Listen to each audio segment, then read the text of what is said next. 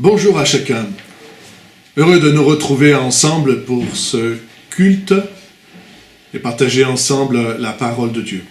J'aimerais avant vous donner quelques informations sur l'Église. Nous n'avons pas actuellement de personnes touchées par le virus. Certains ont passé des examens, mais ils se sont révélés négatifs. Cependant, nous avons des membres de l'Église qui ont des proches touchés par le virus et nous voulons prier pour eux. Si vous désirez des informations, vous pouvez aller sur notre site. Je vous encourage aussi à prendre la scène dans vos maisons, en lisant 2 textes clés qui sont en rapport avec la scène. C'est dans Matthieu au chapitre 26 et les versets 26 à 29, et dans 1 Corinthiens au chapitre 11, versets 23 à 26. 1 Corinthiens 11, 23 à 26. Voilà, j'aimerais lire avec vous maintenant dans Nombre au chapitre 12, verset 1er jusqu'au verset 3. Nous lirons ces trois versets de ce chapitre 12 et ils nous serviront de support à notre méditation. Voilà, nous lisons ensemble au chapitre 12, verset 1er, Marie et Aaron parlèrent contre Moïse au sujet de la femme éthiopienne qu'il avait prise, car il avait pris une femme éthiopienne. Ils dirent, est-ce seulement par Moïse que l'Éternel parle? N'est-ce pas aussi par nous qu'il parle? Et l'Éternel l'entendit. Or, Moïse était un homme fort patient, plus qu'aucun homme sur la face de la terre. Amen. Nous voulons prier ensemble. Je te remercie pour ta présence et pour ton soutien, Père, dans ces moments que nous partageons. Je te remercie de toucher nos cœurs, de conduire mon cœur. Nous voulons faire taire les bruits du dehors pour nous laisser interpeller par ta parole. Merci pour ta présence, pour ton inspiration. Père, dans le nom de Jésus de Nazareth. Amen.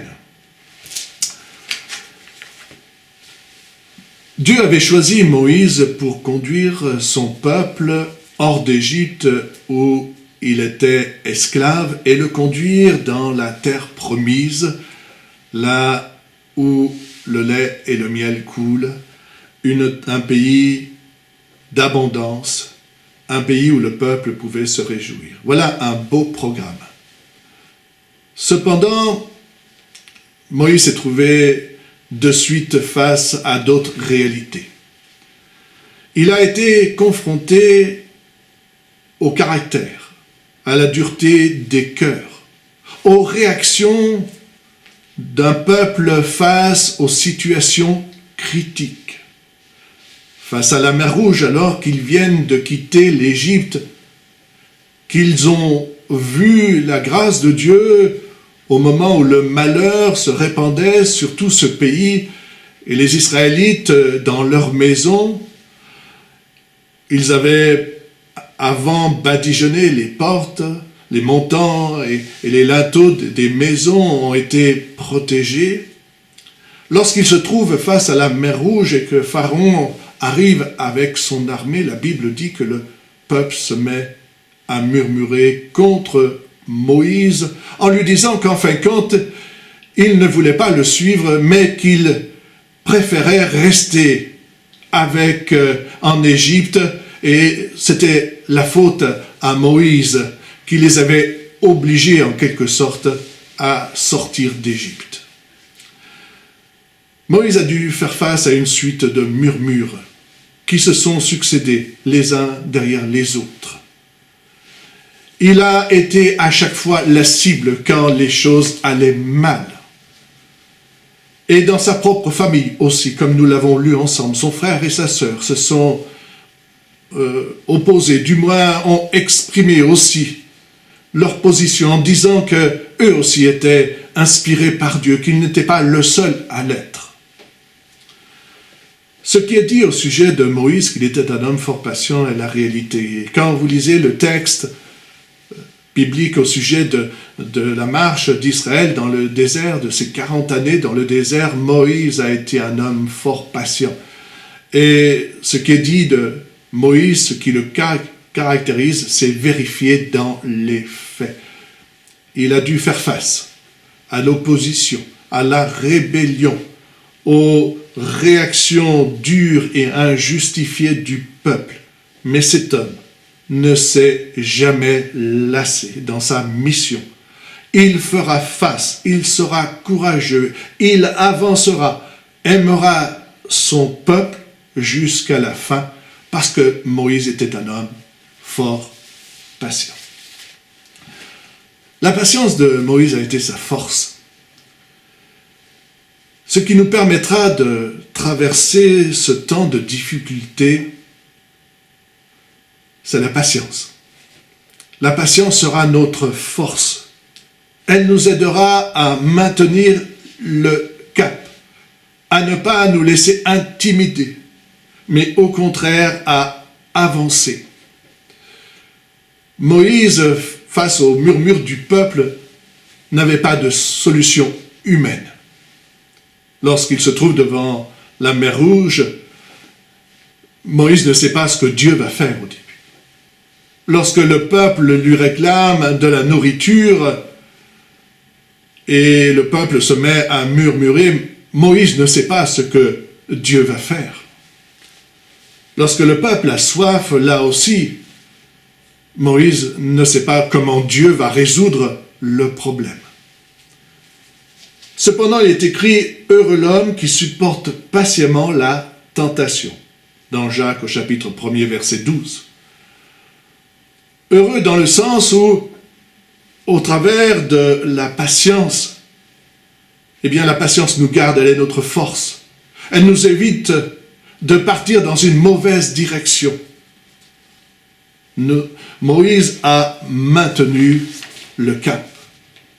La Bible dit dans Ésaïe au chapitre 30, verset 15, « C'est dans la tranquillité et le repos que sera votre salut. C'est dans le calme et la confiance que sera votre force. » Et c'est vrai que notre salut sera dans le calme, dans la confiance, qui nous permettra de maintenir le cap et d'avancer au travers des difficultés et de ce que nous vivons.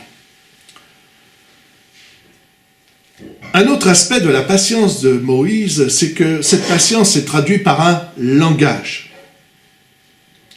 Moïse a toujours été bienveillant à l'égard du peuple qu'il conduisait. Ses paroles ont toujours été bienveillantes. D'ailleurs, dans une circonstance particulière, il va intercéder auprès de Dieu pour les enfants d'Israël. Il dira à Dieu, « Pardonne-leur maintenant, pardonne leurs péchés, sinon efface-moi de ton livre que tu as écrit. » Il était prêt à mourir pour le peuple. Il intercède pour ce peuple qui est dur, parce qu'il l'aime. Et parce qu'il y a là un langage toujours bienveillant en sa faveur. Il y a un homme dans la Bible qui a su maintenir un langage toujours favorable vis-à-vis de Dieu, c'est Job. Il est écrit que Job ne pécha point et n'attribua rien d'injuste à Dieu alors qu'il vit un drame dans sa famille. Un peu plus loin, il est écrit que Job ne pécha point par ses lèvres. Beaucoup connaissent l'histoire de Job et les difficultés par lesquelles il passe, mais son langage vis-à-vis de Dieu demeurera toujours le même.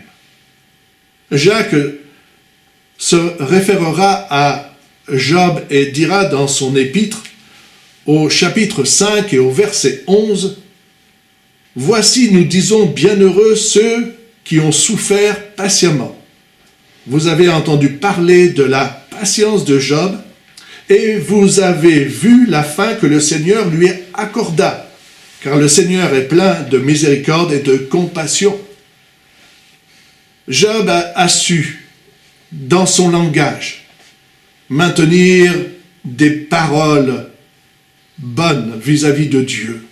Il a su rester dans son langage juste vis-à-vis de Dieu. Son langage aurait pu l'entraîner dans toutes sortes de pensées, mais il a maintenu le cap. Les différentes épreuves, la maladie qui l'ont touché, aurait pu le conduire à des paroles difficiles.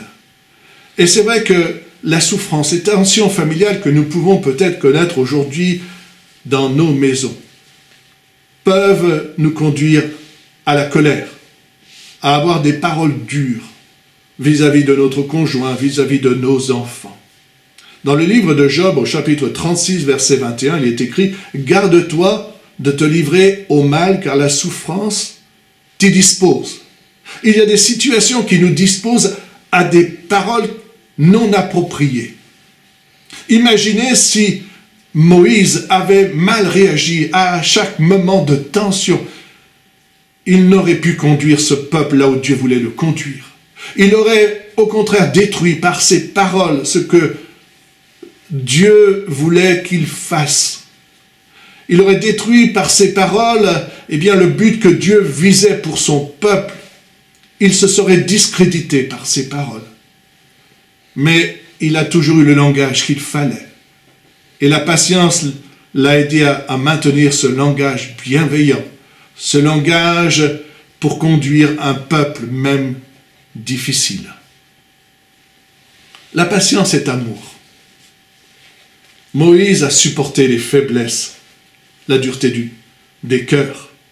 La Bible dit que l'amour supporte tout. 1 Corinthiens 13, 7.